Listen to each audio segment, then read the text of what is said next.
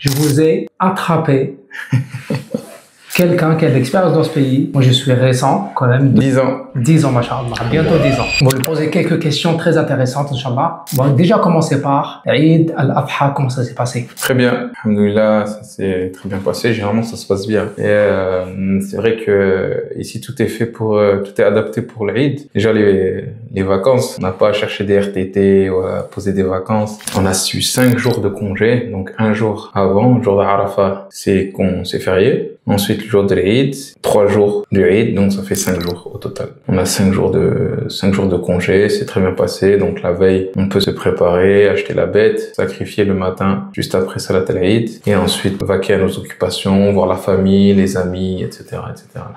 Pas de négociation de RTT, pas dire s'il vous plaît, est-ce que je peux m'absenter pour aller Salat, rien. Non. C'est déjà réglé. On connaît pas ça. On connaît pas ça ici. Alhamdulillah. 5 jours quand même, c'est bien. 5 jours, ouais.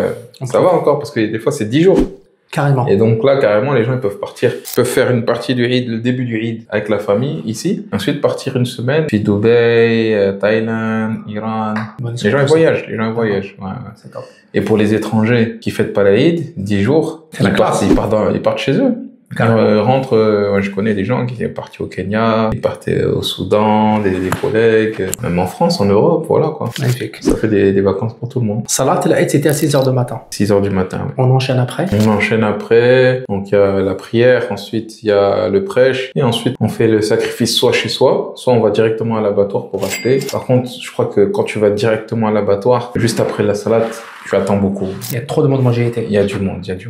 Trop de monde. Donc il y en a, ils attendent même 2 jours. Le deuxième jour, ils disent bon, il y a moins de monde. Il y a beaucoup moins de monde. Beaucoup moins de monde. Tu peux même avoir des prix, peut-être. J'imagine. Tu peux avoir des prix. Déjà, les prix sont pas beaucoup élevés. J'ai remarqué dans l'abattoir. Et encore, là, c'est pendant la période du Eid. Oui. Si tu vas hors Eid, c'est bas encore. C'est moins cher. Top. C'est encore moins cher. Tu sais sacrifier? Alhamdulillah, j'ai pu sacrifier. Mes premiers sacrifices, c'était à Oman. Tu l'as fait avec tes mains? Avec mes mains. Top. Mes premiers sacrifices, par contre, tout ce qui est dépeçage, enlever les boyaux, tout ça. Tout ce qui est technique, non? Tout ce qui est technique. Ça s'arrête. Je donne ça aux spécialistes. C'est top.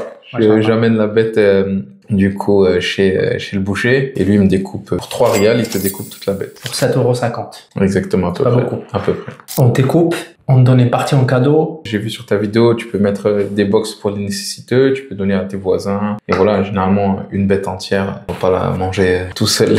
Oui. C'est un jour de partage, donc voilà, exact. On partage avec tout le monde. Alhamdulillah. Très bien, tout s'est bien passé, alhamdulillah. Oui, les enfants sont contents. Et voilà, ça leur donne des jours de fête, ils ont des cadeaux. Voilà, on décore la maison pour l'Eid, les beaux habits, etc.